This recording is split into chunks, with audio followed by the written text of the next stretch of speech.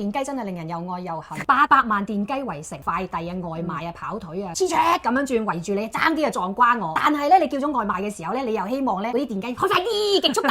其實呢種情況咧係大規模開放咗電雞之後咧，快遞啊、外賣啊先至井噴嘅。以前冇外賣嘅時候，日子咪就咁過。電雞又唔靠右下，衝紅燈，唔戴頭盔，時速改到88啊，燈光啊改到要探照燈咁啊。俾阿 Sir 捉咗之後咧，佢就跪低喺度喊啊，生活本意啊！阿 Sir 又好容易咩？唔通俾你撞到嗰啲行人燈，人哋又好容易咯喎。咁但係你少部分唔守規矩嘅雞主，又唔可以剝奪咗大部分雞主嘅路權噶嘛？你地鐵又去唔到喎，爭個2-3公里路，咁你有部電雞，有個小接駁，大熱天時唔使行到身水身汗啊嘛。咁普通行人嘅路權你又唔使理啦咩？正常喺人行道度行緊嘅，突然間後邊有部電雞咇咁一咇過嚟，如果係啲老人細路，就算撞唔到啊，咁俾嚇親都唔好吧？阿 Sir 喺前邊啦，執法啦，佢仲要開行馬力咁衝過去，阿 Sir 都要避開。係啊，有一啲咧，佢仲要一前一後擺兩個細路仔，兩個細路仔其實都已經好慘噶啦，平時仲要送佢哋翻學喎，點樣可以慳啲時間呢？你又唔怪得人哋要揸電雞嘅。我奉勸各位雞主咧，即係守規則保安全啊！萬一你真係撞到汽車，瀨一大鑊嘢，佢肯賠俾你，咁但係人哋付出嘅係錢啫，你付出嘅係整個人生啊！電雞咧就應該好似考車牌咁樣，要持證上車，仲要限喺18歲之後先至可以開。有啲中學生開電雞哇，好似開卡丁車咁樣啊，拍到超速超載都要罰，仲有罰埋嗰啲改裝嗰啲店啊！